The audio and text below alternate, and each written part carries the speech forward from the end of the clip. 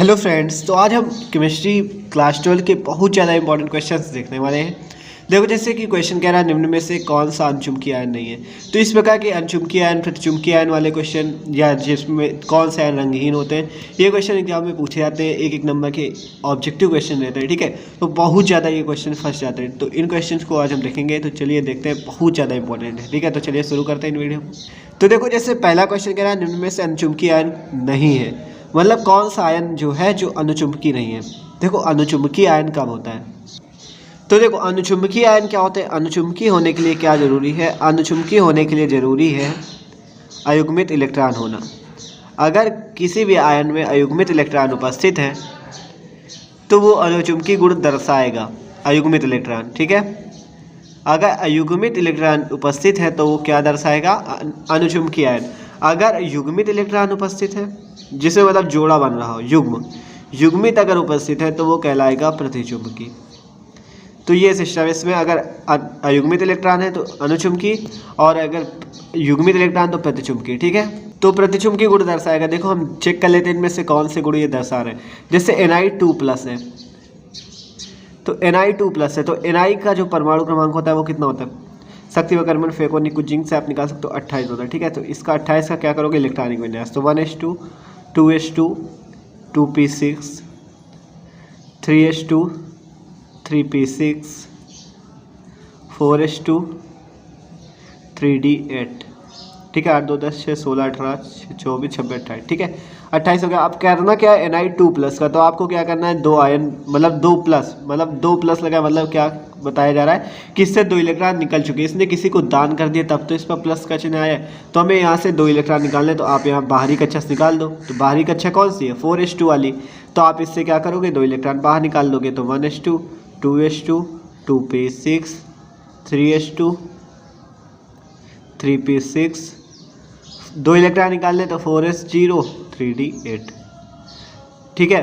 तो 4s0 लग गया क्योंकि Ni2+ था, तो 2 इलेक्ट्रॉन आपने निकाल दी। आप देखो इसमें क्या है, सभी इलेक्ट्रॉन देखो, इसमें S में 2 होते हैं, 2 भरे हैं सब में।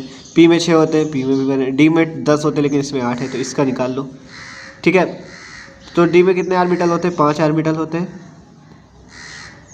1 2 3 4 1 5, ठीक है। अब 8 इलेक्ट्रॉन भरने, 1 ये हो गया, 2 3 4 5 6 7 8। आप देखो कितने ऐसे इलेक्ट्रॉन हैं जिनके जोड़े नहीं बन रहे हैं, तो युग्म नहीं बन रहा है। तो ये 2 हैं जिनके युग्म नहीं बन रहे हैं, ठीक है। तो 2 अयुग्मित इलेक्ट्रॉन इसमें आ रहे हैं, तो 2 इलेक्ट्रॉन क्या है, अयुग्मित है। तो ये तो अणुचुंबकीय आयन है, लेकिन हमें बताना है कौन आयन अणुचुंबकीय नहीं है। तो इससे तो कोई मतलब नहीं, ये वाला Ni2+ से तो कोई मतलब नहीं। अब दूसरा चेक कर लेते हैं, Zn2+। अब Zn2+ में चेक कर लेते हैं। तो पहले जिंक का काम क्या करते हैं, परमाणु क्रमांक होता है 30, तो इसका निकाल लेते हैं 1s2, 2s2, 2p6, 3s2, 3p6, 4s2, 3d10, ठीक है। तो कितना हो गया, 10 2 12, 6 18, 2 20, 20 6 26, 28 2 30।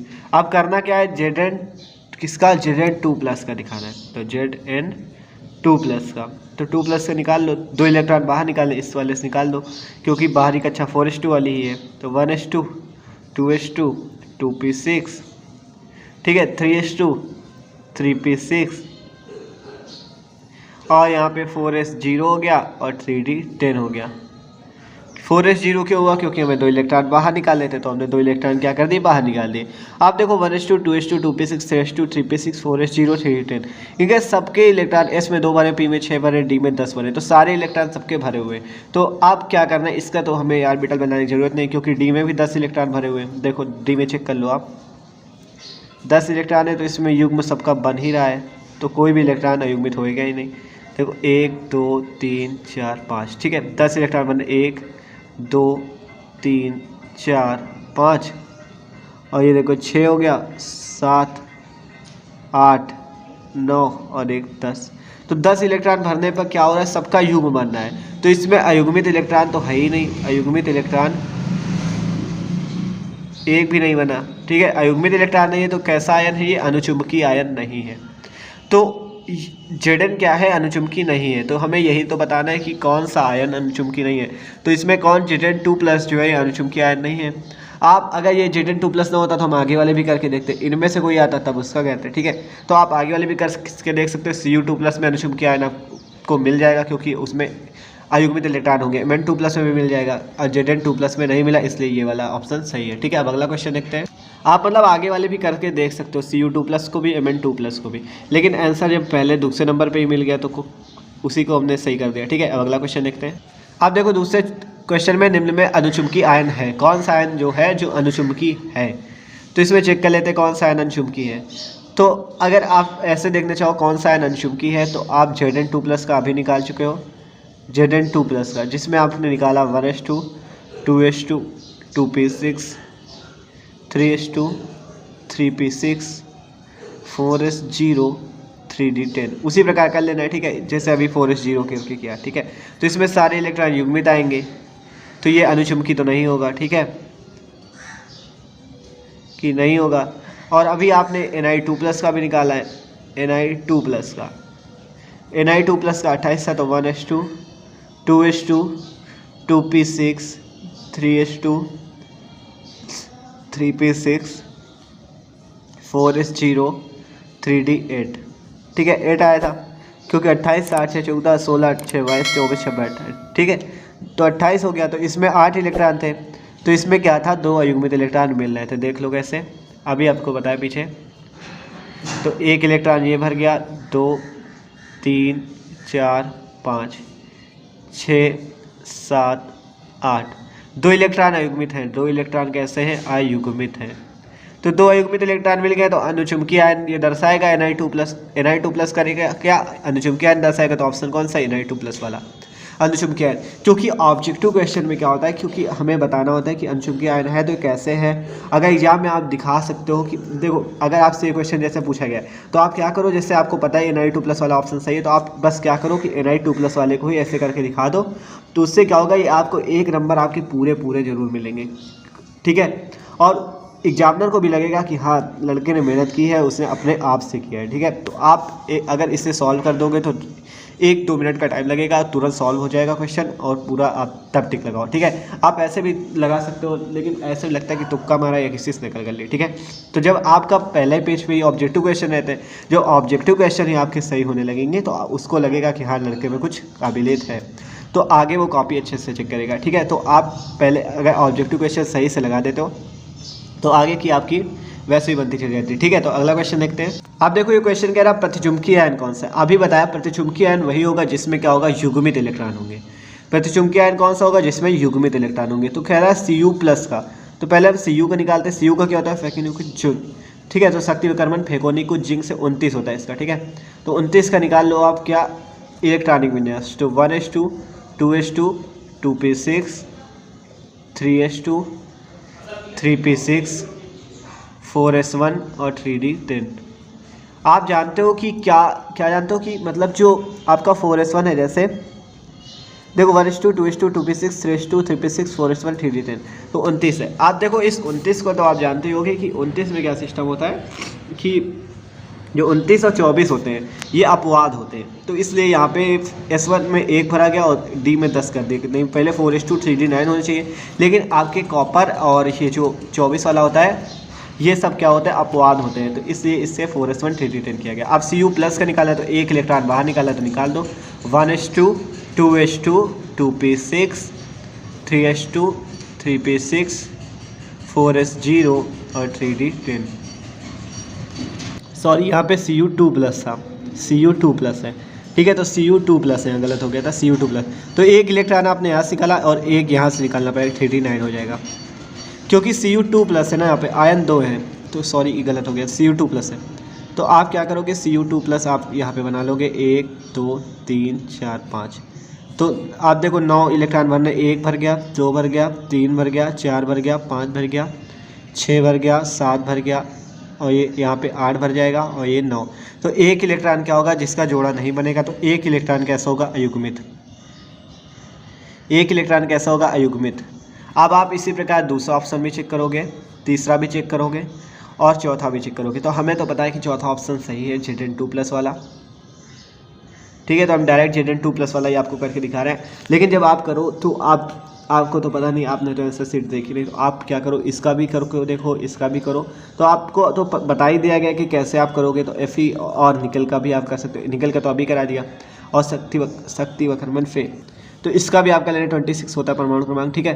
तो इसका भी आपका लेना, और Zn2+ का हम आपको करके दिखा रहे हैं, ठीक है। तो Zn2+ का क्या हो जाएगा, 1s2 2s2 2p6 3s2 3p6 4s0 3d10, ठीक है। इससे 2 इलेक्ट्रॉन हमने बाहर निकाल दिए। अब इसमें सारे इलेक्ट्रॉन युग्मित है, देख लो आप सारे इलेक्ट्रॉन कैसे युग्मित हैं। एक इलेक्ट्रॉन ये भर गया, 2 3 4 5 6 7 8 9 10, तो सारे इलेक्ट्रॉन कैसे युग्मित हैं। तो ये सारे इलेक्ट्रॉन युग्मित हैं, तो यही वाला ऑप्शन सही होगा। यही आयन क्या दिखाएगा, प्रतिचुंबकीय आयन दिखाएगा, ठीक है। तो आप इन सब के भी करके देख सकते हो, Fe2+ का भी कर लो, Ni2+ का भी कर लो, तो आपको फिर जब Zn2+ का नंबर आएगा जिसमें आपको युग्मित इलेक्ट्रॉन मिल जाए चारों में से, वही प्रतिचुंबकीय आयन दर्शाएगा। तो इसमें कौन दर्शा रहा है, Zn2+ वाला। अगला क्वेश्चन देखो, निम्न में से रंगहीन आयन है। देखो जो आयन अनुचुंबकीय नहीं होगा वही रंगहीन होगा, ये आप समझ लो। जो आयन अनुचुंबकीय गुण दर्शाएगा वो रंगीन होगा, और जो नहीं होगा वो रंगहीन होगा। तो आपको दिखा देते हैं कि अनुचुंबकीय जो होगा वो रंगीन होगा, ठीक है। तो इसका पहले Cu+ का करो, Cu+ का करोगे तो कितना आएगा, 1s2 2s2 2p6 3s2 3p6 4s0 3d10, 10 6 16 18 6 24 26 28, ठीक है। तो बन रहा है ना। अब 4s0 और 3d10 हो गया। अब देखो अभी आपको Cu+ वाला तो किया था जब बाद में डबल प्लस किया, ठीक है। तो Cu+ का ही हो गया। तो इसमें देखो, इसमें सारे इलेक्ट्रॉन कैसे युग्मित हैं, 10 है, इसमें भी 6 है। आप लेकिन पहले यही करके देखा को, पहले Cu का निकाला फिर उससे इलेक्ट्रॉन निकालो, तो उससे आसानी रहती है और कभी गलत भी नहीं होता कि आपने बारीक अच्छा से इससे ही निकालोगे इलेक्ट्रॉन, ठीक है। तो एक बार केवल एक स्टेप बढ़ेगा, ठीक है। अब Cu2+ का भी कर लो, तो अब तो आपको बता ही दिया, तभी बता रहे हैं जल्दी जल्दी, ठीक है। 1s2 2s2 2p6 3s2 3p6 4s0 और 3d9। तो इसमें एक इलेक्ट्रॉन कैसा होगा, अयुग्मित होगा इसमें वाले में। तो एक इलेक्ट्रॉन अयुग्मित हो जाएगा, तो ये तो अनुचुंबकीय आयन होगा, इसे रंगीन गुण दर्शाएगा, लेकिन ये कैसा दर्शाएगा, रंगहीन दर्शाएगा, क्योंकि इसमें अयुग्मित इलेक्ट्रॉन तो है ही नहीं है। कहीं पे अयुग्मित इलेक्ट्रॉन आपको दिख रहा है, नहीं है ना, तो ये रंगहीन है। तो ये वाला ऑप्शन आपका पहले ही सही हो चुका है। आप आगे भी करके देख सकते हो। Ni2+ का आपने निकाला ही था, तो Ni2+ में कितना आया था। तो Ni2+ में भी देखो 2 इलेक्ट्रॉन कैसे थे, अयुग्मित थे, तो 2 इलेक्ट्रॉन इसमें भी अयुग्मित आ चुके थे। और Fe3+ का निकालोगे तो उसमें भी आपको अयुग्मित इलेक्ट्रॉन मिल जाएंगे। इसलिए ऑप्शन कौन सा सही है, जिसमें अयुग्मित इलेक्ट्रॉन नहीं है वही आयन कैसा होगा, रंगहीन आयन होगा। अगला क्वेश्चन देख लेते हैं। तो आप एक बात आप नोट कर लो कि जो आयन, देखो जो आयन जिसमें अयुग्मित इलेक्ट्रॉन होंगे, अयुग्मित इलेक्ट्रॉन होंगे, वो कैसा होगा, वो अनुचुंबकीय होगा और रंगीन होगा। और जिसमें नहीं होंगे वो प्रतिचुंबकीय होगा और रंगहीन होगा। तो देखो ये सारे क्वेश्चन जानते हो, सभी बहुत बार पूछे जा चुके हैं, ठीक है। अब अगला क्वेश्चन देखते हैं, ये बहुत ज़्यादा इंपॉर्टेंट है। अगला क्वेश्चन देख लो, आप कह रहे हैं इसमें सबसे अधिक अयुग्मित इलेक्ट्रॉन किसमें। तो Fe3+ का पहले करके देख लेते हैं। Fe का कितना होता है, 26, शक्ति व कर्मन फेंको, ठीक है, 26। तो 1s2 2s2 2p6 3s2 3p6 4s2 3d6, ठीक है। तो अब इस 6 वाले का करके देख लो, 1 2 3 4 5, ठीक है। तो 1 electron 2 electron 3 electron 4 electron 5 electron 1 6 electron. तो कितने अयुग्मित इलेक्ट्रॉन, 4 इलेक्ट्रॉन कैसे अयुग्मित, सबसे ज़्यादा बताना है तो सबका करके देखना ही पड़ेगा। अब कोबाल्ट 3+ का कह रहा है, फेंको, ठीक है। तो फेंको मतलब फेरस हो या कोबाल्ट, तो 27 होगा इसका। तो आप पहले 27 का करके देख लोगे। तो देखो हमने यहाँ पे एक चीज़ गलत कर दिया, हमें Fe3+ का निकालना था, हमने तो Fe से ही कर दिया। तो 3+ 2 इलेक्ट्रॉन यहाँ से निकालेंगे, 1 इलेक्ट्रॉन यहाँ से, तो 1s2 2s2 2p6 3s2, 3p6, 4s0 और 3d5।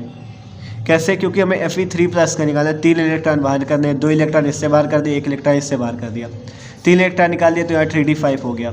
तो जब 5 का करोगे तो ये आएगा, 5 अयुग्मित इलेक्ट्रॉन आ जाएंगे। 1 2 3 4 5 इलेक्ट्रॉन भर दिए। 5 इलेक्ट्रॉन इसमें कैसे? अयुग्मित। अब आप एक बात यही से सोच सकते हो कि 5 से ज़्यादा युग्मित इलेक्ट्रॉन हो सकते हैं क्या? किसी भी इसमें ऑर्बिटल बनाओगे तो 5 से ज़्यादा युग्मित इलेक्ट्रॉन किसी में भी होंगे? नहीं होंगे। या तो 1 होगा युग्मित इलेक्ट्रॉन, 2 होगा, 3 होगा, 4 होगा या 5 होगा। ठीक है, तो 5 से ज़्यादा कहीं पर भी नहीं होंगे। तो सबसे ज़्यादा तो इसी में होंगे। तो पहला ऑप्शन तो आप यही डायरेक्ट सही कर दो, Fe3+। और किसी में 5 से ज़्यादा हो ही नहीं सकते, क्योंकि कोबाल्ट 3+ का करोगे उसमें भी 3 या 4 आएगा, तो Ni2+ में भी 2 आएगा, Cu2+ का करोगे तो उसमें भी 1 आएगा। ऐसे तो आप का क्या Fe3+ से ज़्यादा किसी में नहीं होंगे, क्योंकि 5 ही इलेक्ट्रॉन तो युग्मित हो सकते किसी भी ऑर्बिटल में। तो 5 इलेक्ट्रॉन युग्मित हो गए, तो यही वाला ऑप्शन सही है, Fe3+ वाला। तो हमने देखो सारे क्वेश्चन बहुत ज़्यादा ही आसानी से लगा लिए भाई। अगर वीडियो थोड़ा सा भी अच्छा लगा तो प्लीज़ वीडियो को लाइक जरूर कर दीजिएगा। Okay, thanks for watching this.